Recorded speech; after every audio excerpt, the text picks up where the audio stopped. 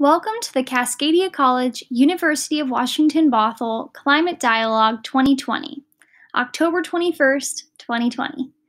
Our theme today is climate justice. We would like to thank our speakers, our group facilitators, as well as our partners, University of Washington, Tacoma, and Seattle. We hope you enjoy this event and look for our What's Next resource as to how to engage past this event. Thank you for joining us. My name is Alexa Russo, and I am the UW Bothell Sustainability Coordinator. I'll be working tech for this event. Stefan Clausen is the Cascadia College Assistant Director of Sustainable Practices, and he will be your host. We have 3 speakers today on various climate justice related topics for you, followed by breakout sessions for guided discussion around climate justice. Participants are being muted for now until the breakout sessions. So if you have any question or concern, please just write in the chat to the hosts and we can hopefully address any issues you might have. Following the breakout sessions and discussion, we'll have a Q&A, allow you to compare your knowledge of climate justice before and afterwards with a quick survey, and then offer ideas for continued climate learning and engagement. Before we get started, we have a land acknowledgement. The University of Washington Bothell and Cascadia College want to acknowledge the Coast Salish peoples of this land we're on, the land which touches the shared waters of all tribes and bands within the Suquamish, Tulalip, and Muckleshoot nations. We recognize that this is a difficult and painful long history, and we want to thank the original caretakers of this land.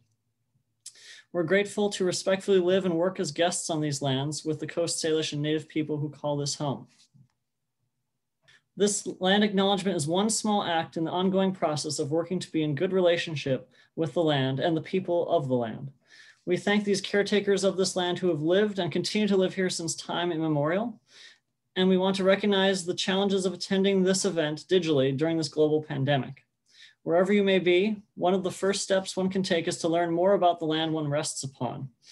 An imperfect yet starting resource for you to look up is native-land.ca, where you can use this to begin your self-education about your area and see what tribes and what people originally lived in the areas and still do today. Without further ado then, our first speaker is Dr. Nick Bond. He is the Washington State climatologist and a principal research scientist at UW Seattle. We're so thankful to have you today with us, Nick. We know your time is busy.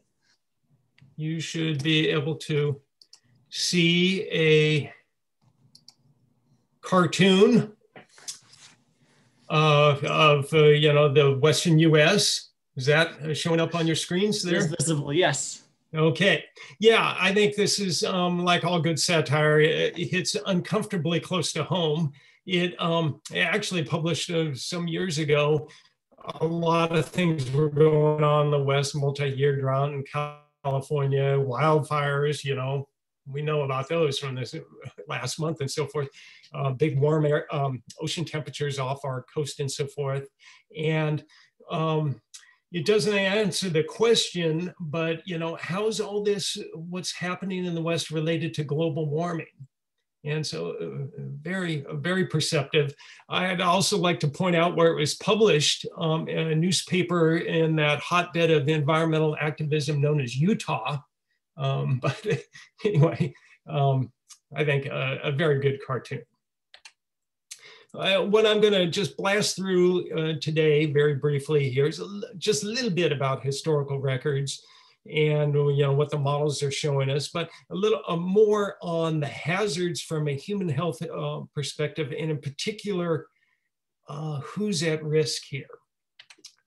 In terms of the climate is changing around here. We just got through with summer, and one of the more kind of robust kind of climate signatures we're seeing here in the Pacific Northwest, this is for Washington State in particular, is the summer nighttime temperatures. And sure, there's kind of year-to-year variations, but the upward trend is unmistakable.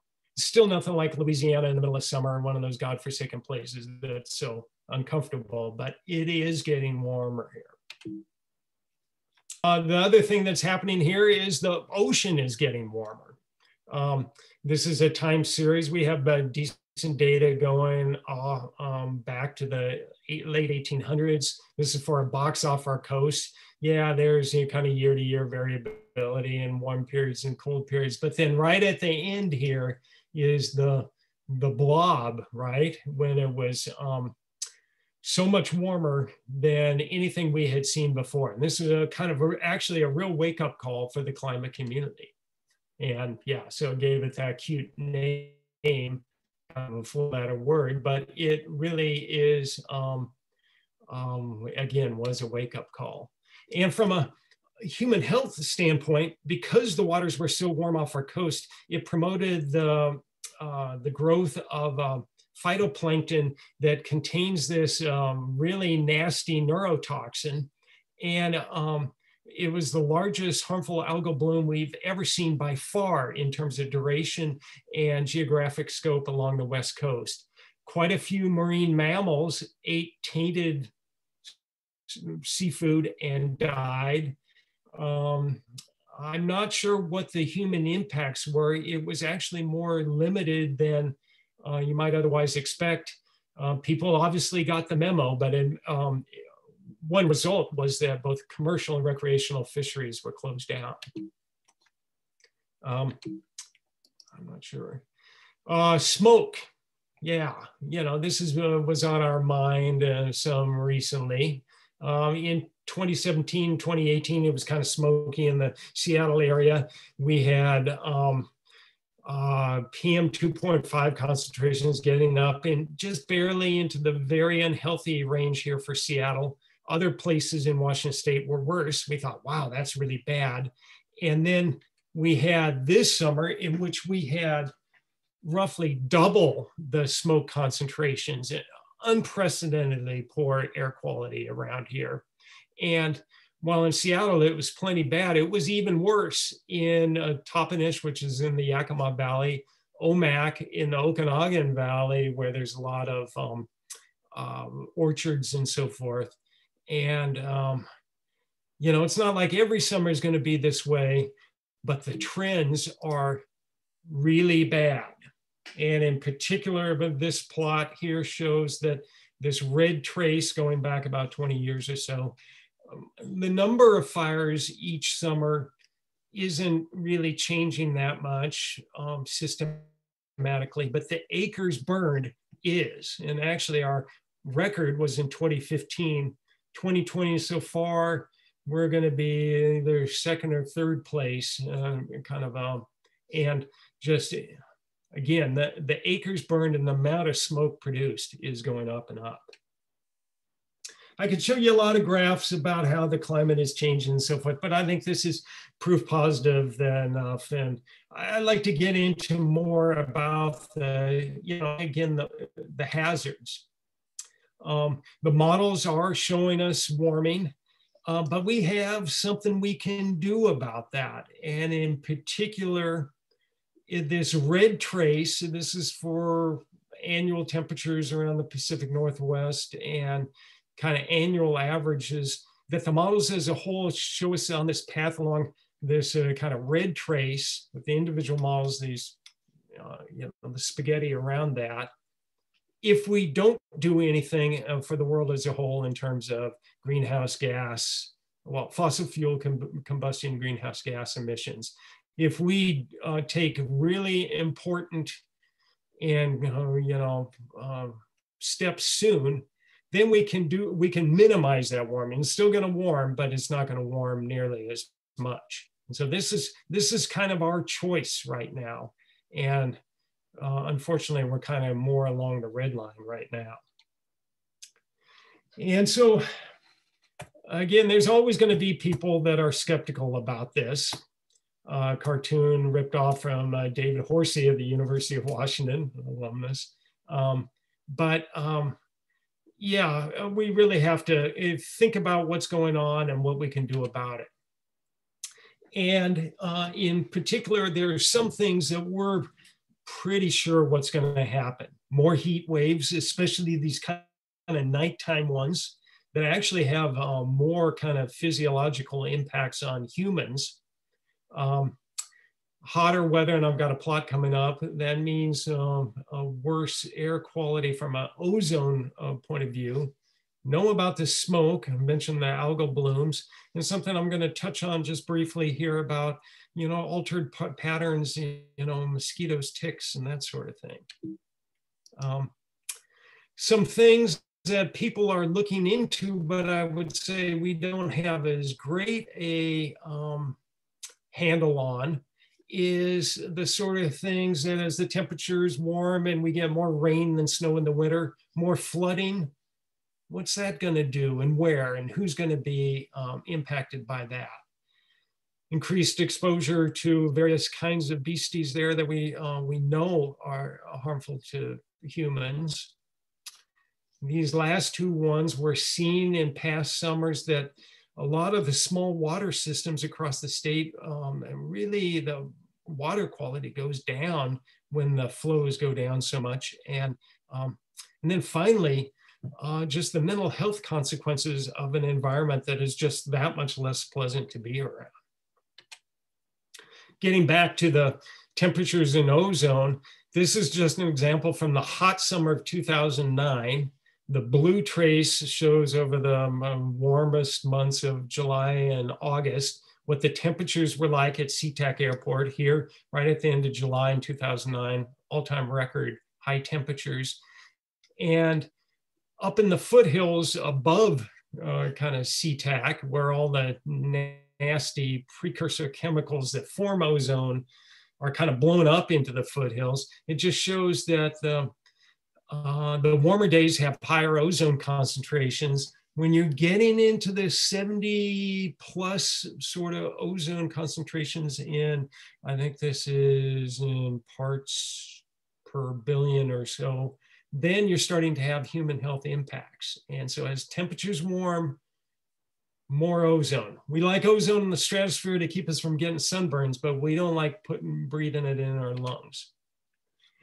Last little thing I want to touch on here is this idea of, with climate change, some of the things that indirectly, some of the impacts and what could happen to humans. It turns out one of the things people are looking at is a fungus that lives in soils that produces something called valley fever. The fungus grows during the wetter times of year. It's a real problem, ongoing problem in the desert Southwest, and is starting to get into the Northwest. So it grows in the wintertime, and then when it's dry in the summer and there are dust storms, it gets spread around. And if you breathe this in, it can really be nasty for some. Another thing that and some work I've been personally involved with is in West Nile virus that's transmitted by mosquitoes. It's a virus that hosts in the mosquito, and the conditions that favor those mosquitoes favor more humans getting bit by infected mosquitoes. Some work done by the Global Environmental Health that the Climate Office here participated in. We looked at the conditions that seem to, and they're mostly related to temperature, that promote cases of West Nile virus in Washington State, and we do get cases. And here, notice the places, it's the warmest time of the year, and notice the part of the state here in the Columbia Basin that has those conditions that are favorable for West Nile virus transmission to humans. And that actually, it turns out to be the agricultural growing parts of the state too. So keep that in mind here. And yeah, so hanging on to that. So, and speaking of that, with warmer temperatures, a lot of the agricultural working community, they have to be outside, during the summer. We had a real big heat wave at the end of 2015 with some unbelievably hot temperatures up to 113 on the east side of the state. This is kind of the Yakima Valley, a very important agricultural area. And In some parts of the state at that same time, especially where there's irrigation going on, it was actually pretty humid also. And those temperatures with these kind of humidities, as shown by the dew point here, are getting to the point where heat stroke is really likely for people that are exposed to this for any extended length of time. And so again, you know, if you're an agriculture worker in this area, much more likely to get Western Nile virus, much more likely to have kind of heat-induced problems. And so that is something that from an environmental justice point of view, I think is something we really have to think about and do something about. I'm just going to skip this in the interest of time and just kind of go into recognition of some of the things that the tribes are doing from the climate change perspective and in an environmental justice point of view. A lot of their traditional food sources are compromised by not just development, by climate change. And they're actually doing some real important work on trying to figure out what we can do about this. And so they're both one of the recipients of, you know, what's going on in the environment, but are part of an important player in trying to figure out what we can do about it. All right, so my very last slide, and then I want to turn it over. I'm not sure if we have time for a question or two, but just to point out that we had a real wake-up call in the climate community about what happened a few years ago here with both record temperatures in the ocean and over land. And they had big impacts on everything, freshwater ecosystems, our forests, marine ecosystems. We're trying to use this to kind of figure out what aspects of those systems are going to be more resilient to climate change.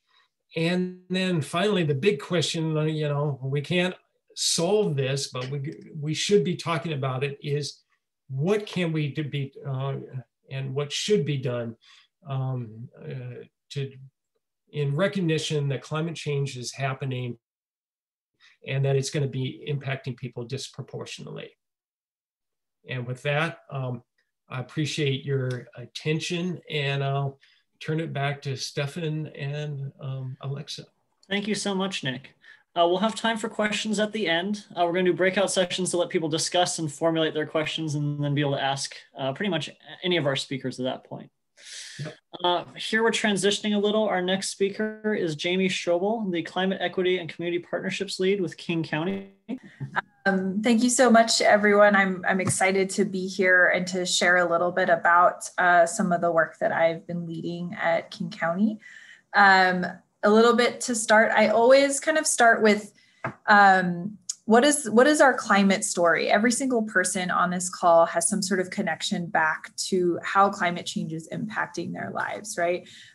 Yale Center for Climate Communications just released their most recent study about surveying people about how they feel about climate change. And most Americans are saying, yes, climate change is happening and we should do something about it. But the one that was surprisingly low and under 50% of people was whether or not they thought climate change was directly impacting them. And so I think part of combating that is to be able to articulate, this is how I see it impacting me, impacting my family, my friends, the communities I care about. So for me, I grew up in Hawaii. I've been in Washington for 16 years, though, in the greater Seattle area. So this is my second home here. But my family is still there and I go back regularly. And this is a place where we see the impacts of climate change kind of very in your face. The top left picture is a picture of during a king tide event where we had, as sea levels are rising, our tide events are now higher. So we actually have little fish swimming on our sidewalk in that picture. And then in the bottom left-hand corner, we're literally losing land into the ocean. And in Hawaii, interesting fact, shorelines are actually public. So all beaches are public. And so, which was weird to me when I moved to Washington, and I was like, wait, there's a lake, but I can't get to the lake. So that's also caused a lot of challenges around like, well, who owns what land, and that concept of ownership, especially in a place that has a long history around Indigenous peoples and not having the same concept around ownership, right? The other two pictures are from increasingly severe hurricane seasons. And we've seen this in the Atlantic as well, but the top picture is from 2015. This is when we had 3 Category 3 or higher hurricanes that were all within days of each other. And you can kind of see the Hawaiian Islands in between the first and second storm. And so each storm is actually larger than the entire state. And this has a lot of severe impacts for not just the health and well-being of people, but also thinking about after a storm passes, what happens, because all the ports shut down and so much of the food, medical supplies, everything is shipped in. And so if you can't get access to something days after an event, that has a lot of implications in terms of health and mortality rates. Although we also are prepared for these things, because when COVID happened, we're like, oh, this toilet paper thing, that's actually the first thing that always goes when there's a hurricane coming. It's like you go to the store, there's no toilet paper left in the store. The bottom right 2 pictures, this is from the Big Island, and the middle one is what that waterfall outside of Hilo normally looks like. And then on the right is what it looked like in 2018 when Hurricane Lane came by. This is the first Category 5 hurricane to get that close to the islands in quite a while. And this one sideswiped us, but it dropped about 4 feet of rain in 48 hours. So it was a significant amount of rain. I have a lot of slides, so I'm going to zoom right past these. In Washington, in our own home, we see a lot of climate impacts that are directly happening here, which Dr. Bond talked about already. So I'm not going to dive too deeply into some of these. I just want to highlight a few.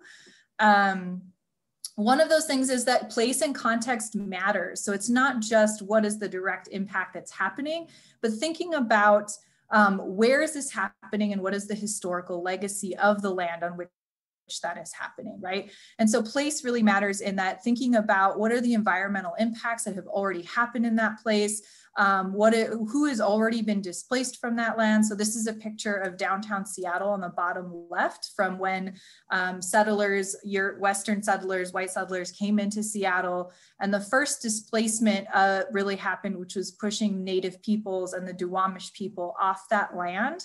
And they weren't actually allowed within the city limits.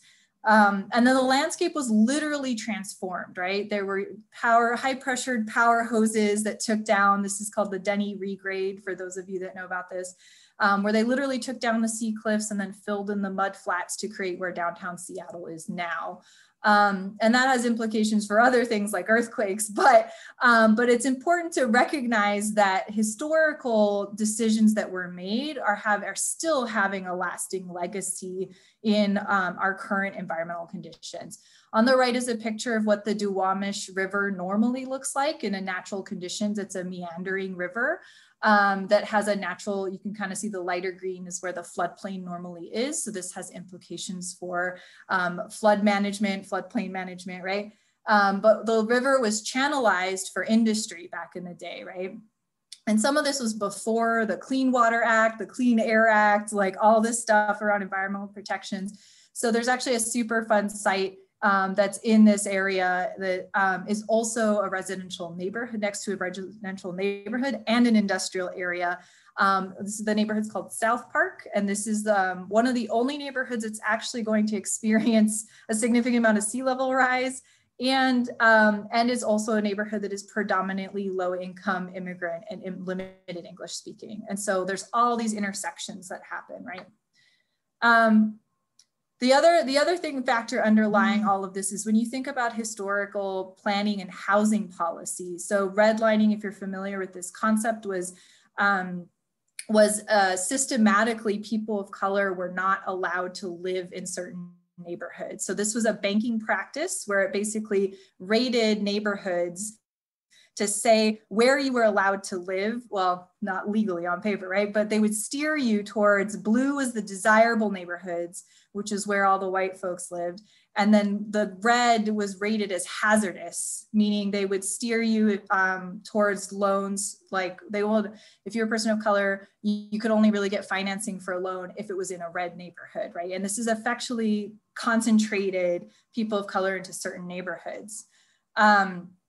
This is a practice that happened not just in Seattle. So that was a map of Seattle. That was an actual map, but it happened actually across King County. And this is something that has happened across the entire nation, right? Because another practice was something called racial covenants. This is where you actually wrote into the deeds of your property who was allowed to own, rent, lease, or do anything with that piece of land, right?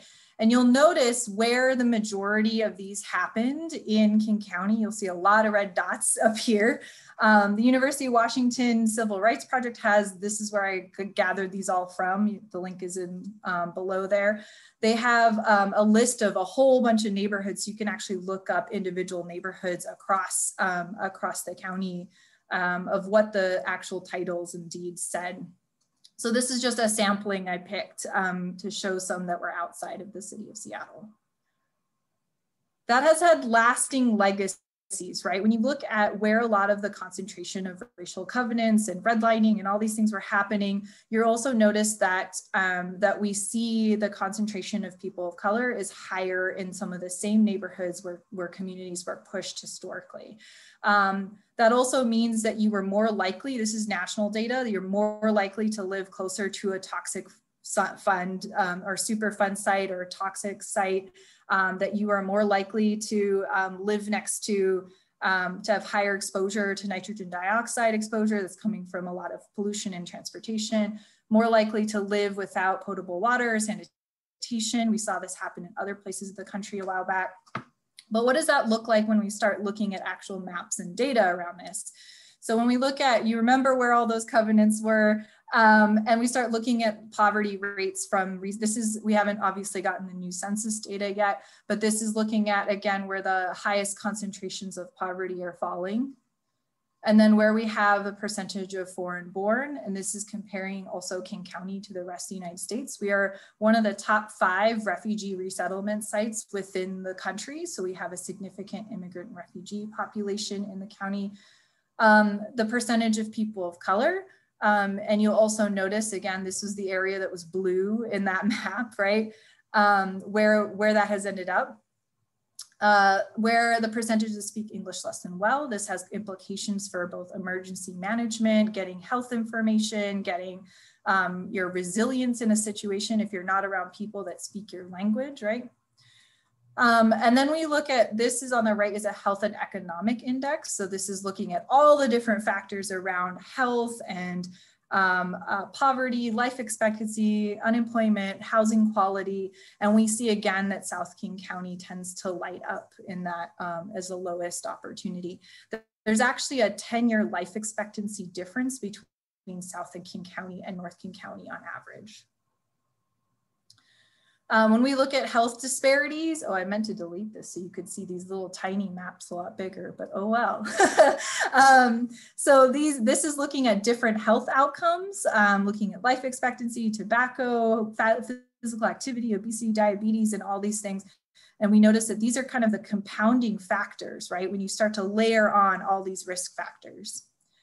When we look at climate change and health, Dr. Bond talked a little bit about this already, where we talk about what are the things we're starting to see. This is from the CDC, looking at how the different impacts we're seeing are resulting in these risk factors, right? And then what are the health impacts that we're going to see as a result? So some of these we're seeing more of in the Pacific Northwest than other places. But again, like climate change really depends on where you are and where you live, right? I want to touch really quickly on the air quality issue, because this in particular is something that is where we're immediately seeing, right, climate change and health equity kind of collide, right? You know, in the middle of the COVID pandemic, And there's already a shortage of N95 masks when a couple of years ago when we had wildfire smoke, they said, get an N95 mask and wear it. And now you can't get it. And PM2.5 is particularly dangerous because it's the PM2.5 means it's measuring the size of the particle that you're breathing in. And this is the very, very smallest that is less than 1/10 of the width of a human hair. And when you breathe it in, it's so small that it directly passes through your lungs into your bloodstream. And so this can cause inflammation. This is issues if you already have cardiovascular issues or blood pressure issues, diabetes, including respiratory issues, right? Also higher risk if you're elderly or if you're a small child or a baby, right? So thinking about how when we had this happen, sometimes there was no place you could hide from the smoke, right? The King County actually had to open up a clean air shelter during this last episode for our folks that were living outside to be able to just have a place to get away from the smoke. I wanted to share another resource. This is from the Washington State Department of Health. This is, they have the environmental health disparities mapping tool. If you want to look it up, this is actually for the entire state of Washington, and you can factor in environmental exposure levels, environmental effects, socioeconomic factors, and again, you'll see who kind of is at the highest risk here. And so this is a snapshot of King County, and then I clipped a little bit more since I know that Cascadia College is near the border of King County, so I wanted to make sure we included some wider areas. I also want to know, we talked about kind of tribes and traditional food loss, but I think there's also another piece besides that, which is like literally cultural loss. And I also work a lot with Pacific Islander communities who are literally losing homelands into the ocean and having to move to another place, and then raising families and kids and thinking about my child may never be able to understand the origin of our culture. And that is devastating, right? And that's something we don't often talk about as an impact of climate change. And I really like this graphic from the Urban Sustainability Directors Network because I think it covers like looking at, it's that factor of root causes, looking at the impacts of racism, poverty, income inequality, all these things, in addition to the social factors of linguistic isolation, language access to quality healthcare and housing, then combining in biological factors around age, health status. And that is really what we're looking at in terms of that vulnerability to climate change. It's the intersection of all of those things. And I know I'm like running out of time, so I'm gonna like speed this up. Okay, I just wanna touch a few things we're doing at the county to address some of these things. We're looking at, we just finished a heat mapping project where we actually took cars out 3 times during a day and like got detailed temperature data all across the county. This is not the actual map because we're actually getting the final map in the next month or so. This was kind of an estimate looking at where we think the highest risk is. And then the blue and green dots are where the cooling centers and water features are. So this is thinking about where is our resources and where is the most risk, right? And how do we align those things better? Because clearly you see the city of Seattle has a lot of these, but a lot of the risk is falling into South King County, right? I'm gonna skip transit access, but this is another area where clearly we have to think about who's transit dependent, how do we get places, how do we expand our public transportation network. One example of how we combine mitigation and equity work is they're planning on moving to completely zero emission buses as a way to reduce our carbon footprint. But how can we do that if we know we're going to implement that anyway, and we're not going to do it all at once? How can we implement that in a way that's going to have the biggest impact on those most disproportionate impacts? So they did an analysis and they saw the worst air quality tends to fall in South King County, the worst health outcomes, respiratory issues. We should start there so that we can eliminate some of the diesel emissions that would happen in that area first. And so that is currently the plan. They're also looking at tree canopy coverage, green space, access to green space, and there's a push to try and conserve some of that land before it gets eaten up for development to preserve that. So there's a 3 million trees, plant preserve protect initiative that they just launched, as well as looking at how do we conserve open space and create more parks, particularly in areas that are lacking that access to green space. We're building off of, Stefan, can I take like a minute more? Okay. Okay. We're building off of some really great regional climate justice work that's happening. So I just wanted to flag this. Both it's happening community driven. So the Our People, Our Power, Our Planet report was produced by Got Green and Puget Sound Sage, surveying people of color communities in South Seattle about how they felt about climate change, what the priorities were, and connecting that back to affordable housing was a big thing, and as a way to connect that to resilience. Food, health, as other big issues.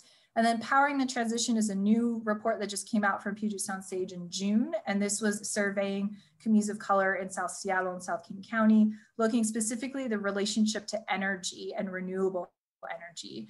And this one looked at actually what decisions were people having to make as energy costs are rising. How do you actually help folks that are maybe not eligible for subsidy programs or concerned about documentation? Maybe they're undocumented and are afraid to apply. And they found families that were actually unplugging their fridges over the weekend and putting all their food in a cooler to just try and save money on electricity. And that is not a situation we want to be in, right? As we see increasing energy costs. The new climate plan we just released, I just led the new Sustainable Resilient Frontline Communities section. This is the new climate justice framework for King County that was driven by communities of color and frontline community members that we call frontline communities, those who are going to get hit first and worst by climate change, face those historic and current inequities, and have limited capacity and resources to adapt. So they identified 8 different focus areas. I'm not going to dive super deeply in those, but you can look it up online if you want to see. We also have materials in other languages that we're currently working on, expanding the number of languages available that are using culturally relevant examples and working directly in partnership with communities. So if people are interested in working with us on it, we're doing that. And then I want to share this resource, which is thinking differently about how we work with community too. You don't want to go in with this like savior complex, right? But also, how do we have those who are the most impacted actually be the ones leading the work? And that's part of why we have this Climate and Equity Community Task Force. And this is also thinking about what is the impact if we do our collaboration differently? What does that look like? So these are just some pictures of the wonderful faces that pulled together that work. Of our new plan. These are the 8 focus areas and some of the strategies we're using to do that work. And I'm going to skip green jobs and say thank you. Great, thank you so much, Jamie. Next, our next speaker is Susan Wagschul-Golden, forgive me, Director of Campus Safety and Security at University of Washington, Tacoma. We're switching again a little bit of gears to move to emergency planning and management. So I just want to thank everyone for participating here today. So what I want to touch on a little bit, one of my other responsibilities with the University of Washington, Tacoma, is I'm responsible for emergency management. And I work in my role also with Pierce County and are also our other Pierce County higher education representatives. So here I wanted to talk about climate change planning and the role of emergency management. So planning for climate change isn't that popular around many emergency managers. It's kind of out of their comfort zones, but yet it's our responsibility to do an all hazard planning with the critical challenges that are related to climate change.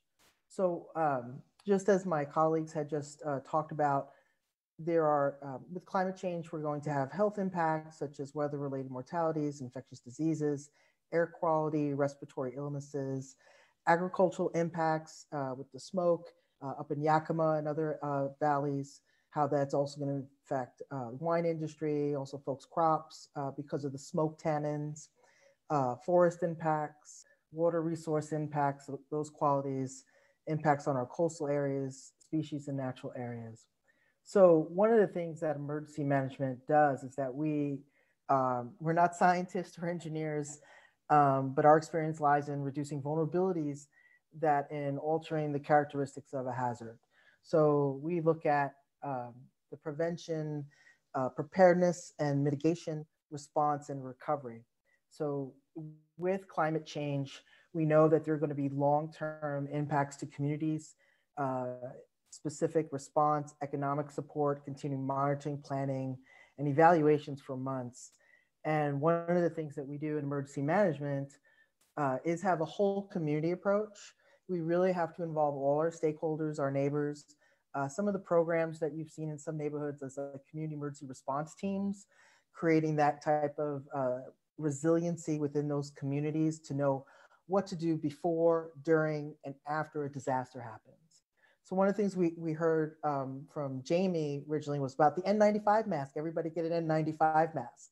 Well, through COVID, that was also one of my other responsibilities. I was activated March 13th to help with the K through 12 higher ed and with the health department on how are we going to feed kids, how are we going to do childcare, but as a regional response. And one of the things was about PPE. How do we get it? And we had to deal with a lot of politics, but a lot of it was, well, N95 masks, they expire. So we get all these different experts saying, well, you could use this, this. And one thing in disaster is you become very creative, but we also want to be safe.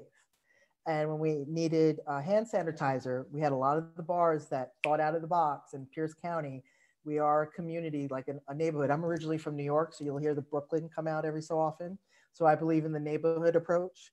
And we were able to get those hand sanitizer to many populations, including businesses, but it smelled like tequila. Some of them smelled like rum. So some of the bus drivers that were delivering the lunches, they smelled like they were drinking. So these were those things of from an emergency management, you don't think about that. And also storing supplies, because there's also environmental impacts, but also fire hazards.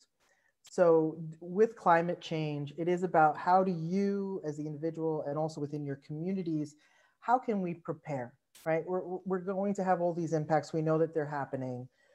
Depending on the geographical area I live in, will dictate the type of plans I need. And what's great is you can go on FEMA's website. They have a lot of resources. Pierce County, King County, go to your local emergency management, and even within the UW system as well. But it is a rally for everyone has a part of this, right? We learned about not so much about food, because agricultural wise, during COVID, we learned that folks couldn't get out there. The migrant workers, it was safe, but also we have all those crops that now they can't be picked. We have specific picking seasons. Or the way we do our food, it's made more for certain restaurants, not necessarily to the general public. So it's thinking about, well, what are your resources going to be? Yes, toilet paper ran out because everyone thought the disease was dysentery. But it is about that type of impulse buying. So how do you prepare yourself? So one of the things we do in emergency management, we tell everyone plan in a year. So based on your family, if you have pets you have to care for, you have extended families. During Snowmageddon in February, I have all my elderly neighbors and I was out there shoveling snow to help them get out because we had a lot of folks that were on oxygen. I felt it the next couple of days because I'm not 20 anymore, but it was all part of that rally of, hey, we need to help each other. So that's the thing with climate change of how can we help prepare our homes when we travel, having what I call some of my military friends a bug out bag or a go kit, where you just have those basic essentials. And as we know, with earthquakes, tsunamis, knowing what is your evacuation plan. Cell phones are great when they are charged, but when they are not, so just have your emergency contact numbers kind of printed out in a Ziploc bag, something simple as that. You don't need expensive money to get a big first aid kit. And it's looking at what do you like to eat? That's the other thing I tell everybody. You don't want to eat those MREs. You rather eat the tree. They're really bad. But it's part of that is from the emergency manager side is we help with plans. We work with stakeholders and communities. During the wildfires early on, it was about how do we get information out to communities, not of color, but also in multiple languages. And what are those languages within our communities? We have to be able to communicate. We also have folks that have challenges. So how do we help folks with cognitive barriers? and visual impairment. So it's looking at those other ways of what's going to be comfortable and to get those messages out early as opposed to we're in the incident right now. And then there's the recovery part. What we're learning here is one of the things in emergency management is compassion fatigue syndrome. We don't really talk about that. We talk about PTSD, but really as we are all here as a community, how can we help each other, but also take care of ourselves? So that's one of the most important things. The adrenaline runs during the emergency, but eventually it's going to slow down. So how do you prepare yourself? And that's that self-care part in your emergency plan. Something as simple, I know with Zoom, yeah, Zoom is great, but after a while you get Zoom fatigue. So taking those, unplugging yourself. So when you're in an incident though, the emergency disasters where you've lived, that's really hard. So it is having those moments of what can we do to help us through it, and know that it will eventually, will have some recovery, but it's going to be different. And that's the other thing we learn in emergency management. It's always different. Every incident, we don't do just a general wash of this is what we're always going to do. It's very specific to the environment, the folks that were impacted, and the types of resources. We learned a lot from when the hurricanes hit in Puerto Rico. That's where my family's originally from, and where folks didn't understand the logistics involved of getting resources there, but also as an island, how certain steps, if we did some preparedness on there was some struggles as well for fresh water. So that's the one thing I tell everybody: have fresh water at home, store it up. If you can't afford the bottled waters, check your tap water, have it tested. You can get to clean it out and do these things, and it'll help you when you are doing these plannings. And then practice, right? We always tell everybody, okay, it's a fire drill, practice. So think about, well, what would happen if we had the earthquake, if there was wildfires for a long time? What should we have nearby? We should be checking our supplies. If the last time I opened my bin and it's been 5 years, I might want to check to make sure everything in there is still good. All right, and that's all I have to share. And thank you so much. Thank you very much, Susan. So Jamie, we're about to move to breakout rooms next to have some discussion amongst yourselves to try and discuss about what we can do for climate justice. And Jamie had a quick bit to add in about what we can do and things we can do to move forward. So I'll give the floor back to Jamie for just a moment.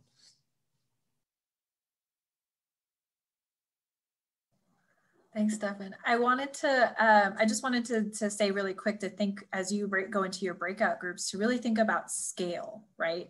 When we talk about what you can do in your own daily lives around, people will say, oh, ride the bus more, or change all your light bulbs to LED light bulbs, which is all great things.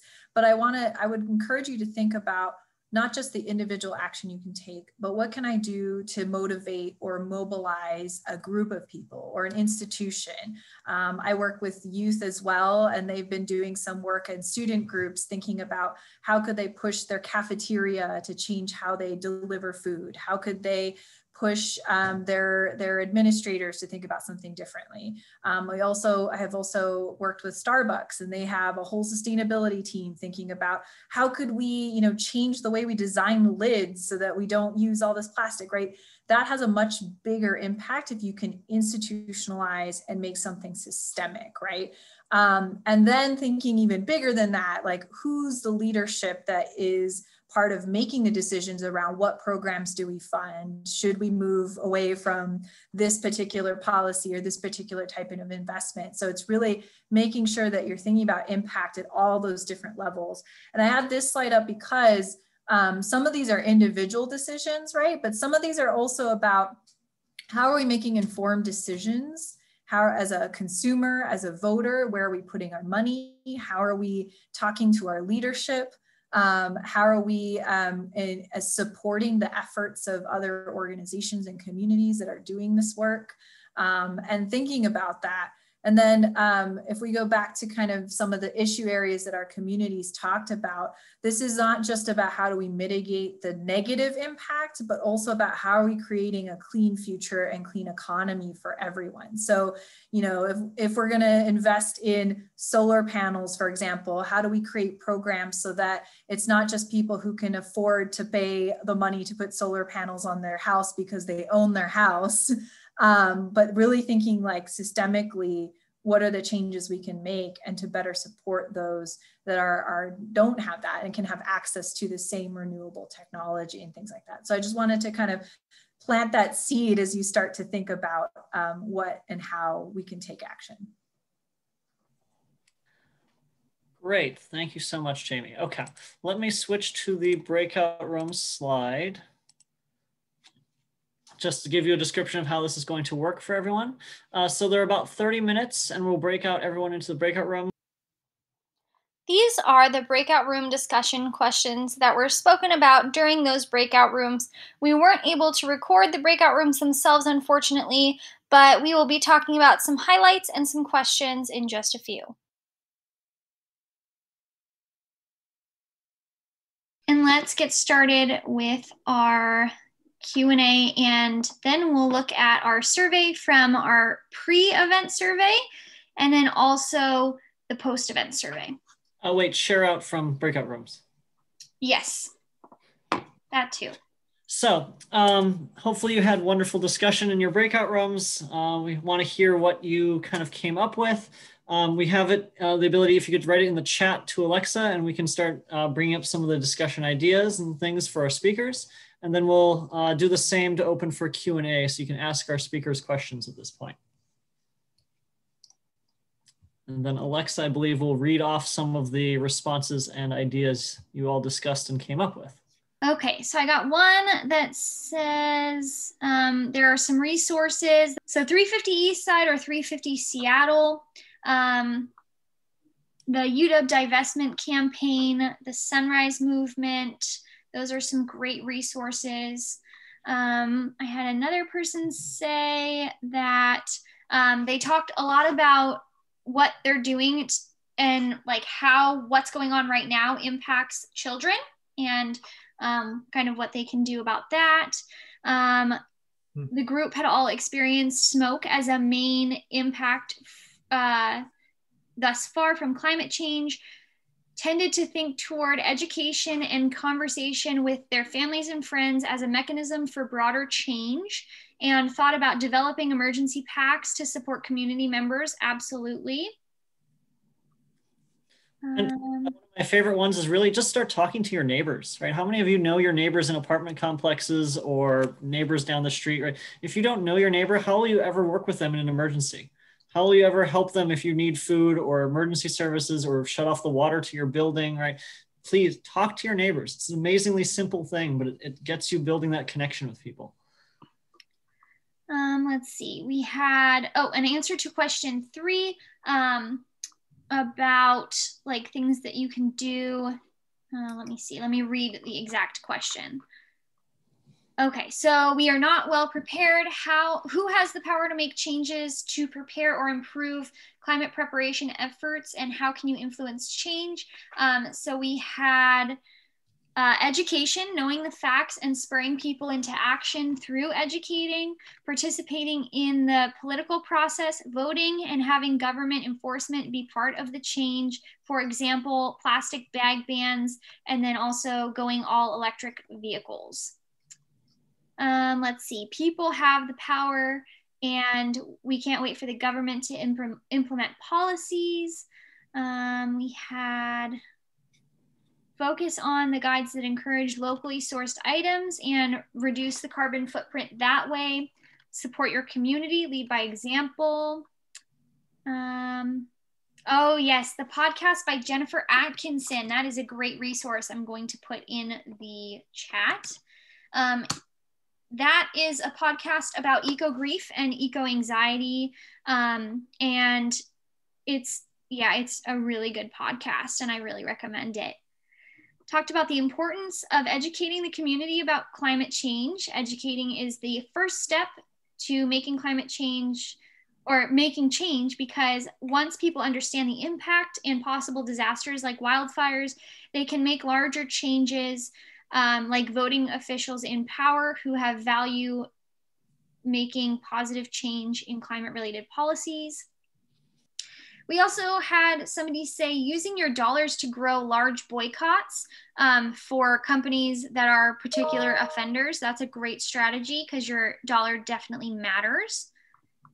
Let's see. Oh, our group had a wonderful discussion about applying the new ways of life during COVID-19, remote learning and working that can be applied to companies, and the need to reduce pollution from having employees driving to work and that commute, maybe turning the parking lots into more green space, having solar panels, other methods to be more sustainable and green, and holding companies responsible and creating larger changes with taxing and not rewarding manufacturers that do not help the environment.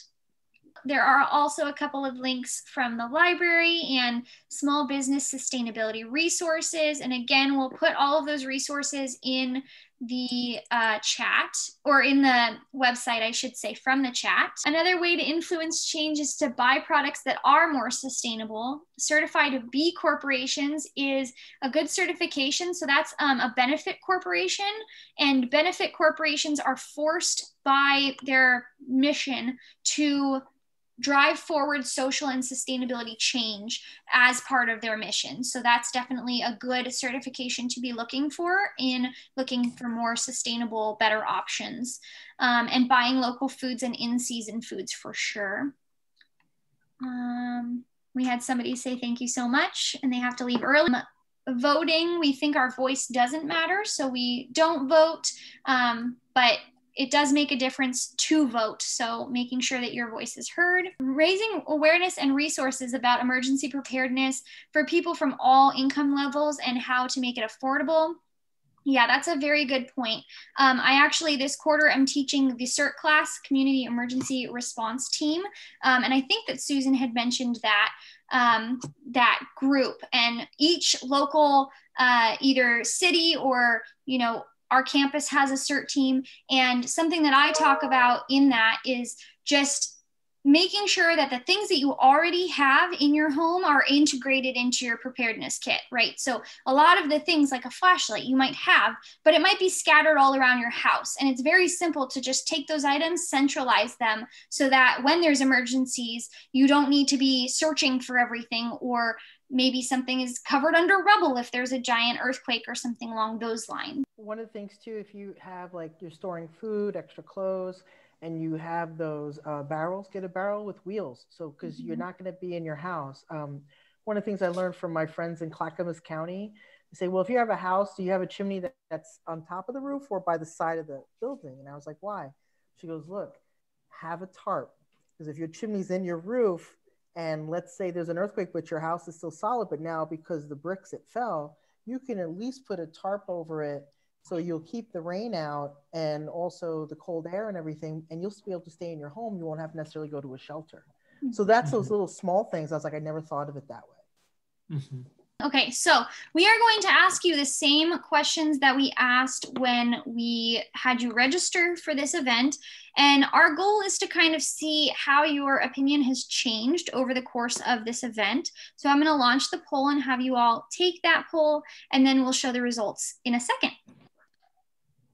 Okay, so one thing we want to show you all, and I can bring it back up, is this is the results from the survey for everyone who registered for this event as of yesterday. And so you can see that while people in a large majority cared and were worried about climate change and climate justice, it wasn't necessarily something people understood extremely well.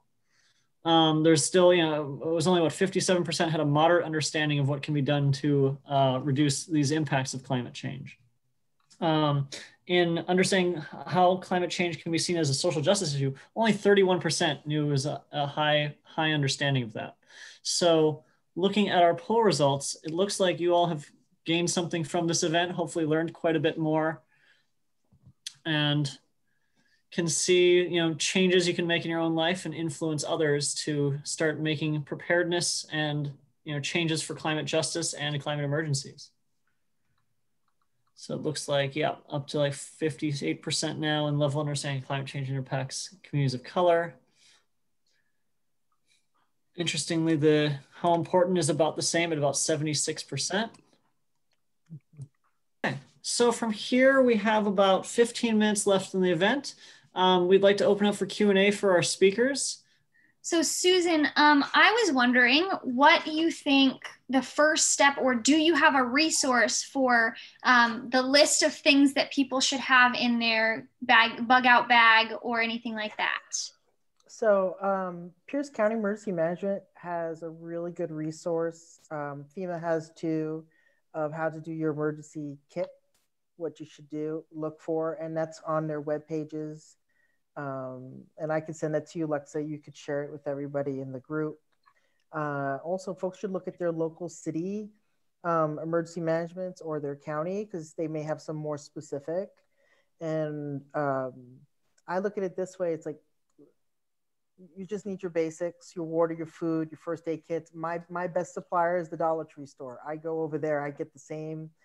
You don't need to get the name brand stuff for it to be good. And then also know what has expiration dates on it. And you would be surprised. So one of the things I have in my kit is maxi pads, because if one of us got cut, those work great to put over a wound, and duct tape is my best friend. So I'm just saying, you have to improvise Ziploc bags, and you could just go but do it slowly. Like, I have a budget, so it's just making sure what you need, and then who's dependent on you, right? So if you have family members that visit a lot, or you have a very close-knit community, like let's say 8 houses on the row, how can you help your others there too? And I tell folks, have non-perishable food. So if you start, like when they have the sales, and if you're not donating to the food banks, and they have those buy one, get one free, or 2 or 3, it has a shelf life. You can store that. And if you have those bins with the wheels, take it with you. Great. We have a question for Jamie. What is your job position and or department at King County? That's a good question. So my position, this is actually a complicated answer, because most jurisdictions have an Office of Sustainability or Environment, and we don't have that at the county. We decided to go a different route, where we have an interdepartmental climate action team. So this is all of the departments pay into a shared budget based on their greenhouse gas emissions. And then that money goes to fund our shared work around climate change. So my position is actually funded by that budget, which means that I actually don't particularly report to a specific department. I work for all of the agencies. So I work with Public Health, Metro, Department of Natural Resources and Parks. Before COVID, I had to sit somewhere physically though. So I sat in the Department of Natural Resources and Parks. But some of my other team members were sitting in other departments. So we kind of are sprinkled throughout the county. And part of the purpose of that was to try and make sure we had buy-in from different departments to be able to take action within each agency. So it's kind of unique. My particular position, and this is the other thing, my title has actually changed over time. And I'm also actually trying to get a title change right now.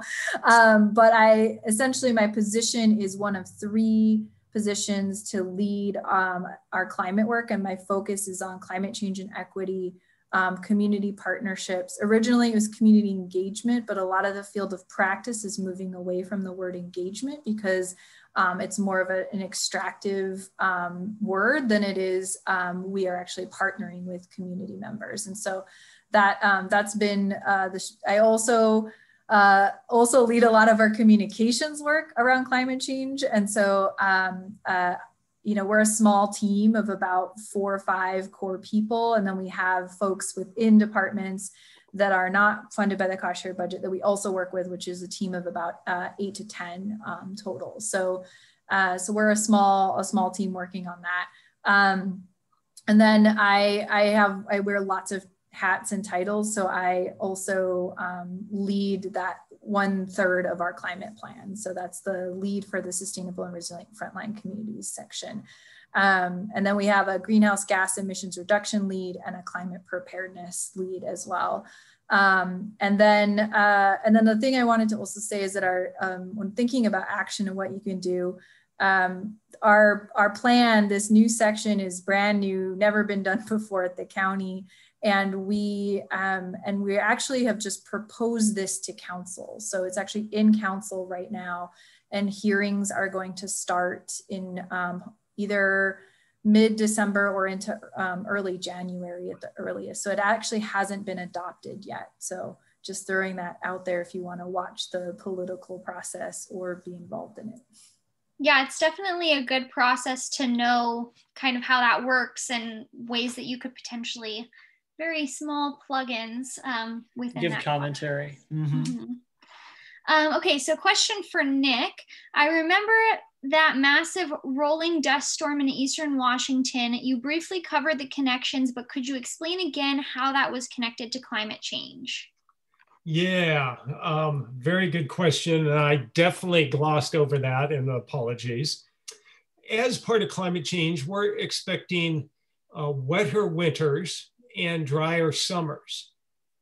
And that is, we're quite sure about the warming temperatures and all that. That is a consensus of the climate models. And so the idea there is that indeed, if there are drier summers, then when we do get windstorms, those kind of dust events are going to be more likely. And there can be some nasty stuff in that dust. You look at the picture and you don't want to be there, obviously, but not just kind of just to give you a sore throat. There can actually be microorganisms in there that are really bad for you. And this one valley fever is a fungus, again, that if many people don't get that sick, but something like 5% who get it, it's a fatal disease. And so as the climate changes and the landscape dries out in eastern Washington, especially, that incidence of dust storms is liable to go up, and that sort of thing could well happen. Thank you very much. Another question for you. Could you mention again when and where the super severe neurotoxic algae blooms occurred, and was that this summer? Yeah, it actually was from, it can occur, well, there's two different kinds of really toxic algal blooms we have around here. There's some in Puget Sound that they're both neurotoxins that's Alexandrium, and that occurs basically when the water is the very warmest in the late summer. And we're thinking that in Puget Sound waters, as they warm, that window for these harmful algal blooms will increase. The really major algal bloom that I was talking about was along the coast, and that's a different toxin. Pseudonychia is the plankton, and there were outbreaks from spring into the fall, and there are kind of pulses. But what happened was that there would be blooms of those algae, and the clams and shellfish would retain the toxins, and so they stayed, harmful for extended periods. And we saw those blooms all up and down the coast from Baja California all the way up into the Gulf of Alaska, and had never seen anything like that. And yeah, different times in different places, but it was a huge event, and and potentially really serious, because these neurotoxins, you don't want to mess with them. It's not just getting diarrhea or something. It can have a permanent and fatal consequences. That's terrifying. So there are questions for the other speakers, but I saw this one question, and it's something that I'm very, very passionate about. As the world is warming, would we see less snow here in the Pacific Northwest, or more extreme cold winters? I personally love snow, always want to know about this. Yeah, well, we've already seen declines overall, with a lot of year-to-year variability in the snowpack in the Cascades. And so, yeah, the big thing we're seeing is just overall a decrease in snowpack, especially at moderate elevations. There's still going to be events, you know, like February 2019 that come out of nowhere, and still at the very highest elevations, it might, you know, probably wetter winter, so maybe even more snow above, you know, 6,000 or 7,000 feet. But from a water supply point of view, less snowpack to get us through the dry season. And so that's what we're really looking at. And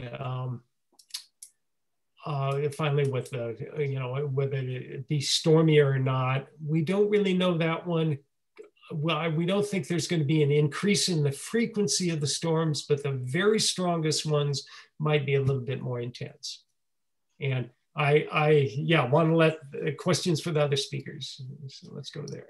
So this one's for, I think, everybody. Since human resources are scarce and limited, what is an effective way to spread the problem of climate change to people who don't know or don't care about it? That's a really good question. This relates back to something I said earlier at the beginning of my presentation, which is a lot of times the people who we perceive as not caring about something, it's just a function of privilege, is not having to worry about something, right? And so the moment we're able to kind of humanize something and connect it back to something they care about, is when you often see a catalysm and action happening. I'm trying to remember the name of this this documentary, but there's a really great documentary I saw a while back that was talking about how other social movements have happened, and looking at how do we catalyze people to take action. And a lot of times it was like when someone said, oh, I know somebody that was impacted by this, or I know like my family member that was impacted by this. And suddenly that becomes like, okay, now I care about it because I know it's real. And part of that, part of the reason I always start my presentations with this climate story thing is the moment we are able to clearly articulate that, you know, climate change isn't just this abstract thing, but like, this is how I see it actually impacting my life and the people I care about. And every single person on this call, if you live in Washington State, you experience the wildfire smoke, right? And so you have a story where you can articulate, I couldn't go outside of my house for more than a week. And I know that I'm lucky because I had food in my house, because I have a place to live, and being able to, but even then, like I had air filters going through my whole house, and I still had a sore throat, and I had a hard time breathing, right? And that I think is the more that we can change our narrative to be able to appeal to people's hearts, right? A lot of legislation that you see at the state level and and even at the national level has started because someone had a really compelling story. You can always have like all the data in the world, which you need to back up the story, but if you don't have the story, it's often hard to move action, right? So I think that that's part of it. Awesome. So I think we're going to end on this quote that I got in the chat that relates to what you were saying. Human beings seldom change their mind, their perspective, or their behavior based on logic or evidence alone, by Shannon Weber. I think that's completely true. Mm-hmm.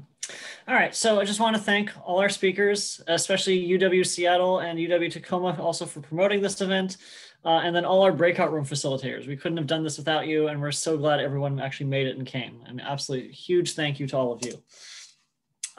Please remember to keep learning and speaking about climate change. Again, I keep repeating this, but I'm going to just keep repeating this. It will affect us all. It is affecting us all. It's something that we're in this together, and it matters for everyone. Please vote. The elections are coming up. This is something that's also important and is a way you can have impact for this. And then, of course, as Alexa said, we'll be sending out a What's Next resource document. All this information, and if you want to learn more, can be found at our community reads through our library on our campus. They're doing an entire section this year on environmental justice.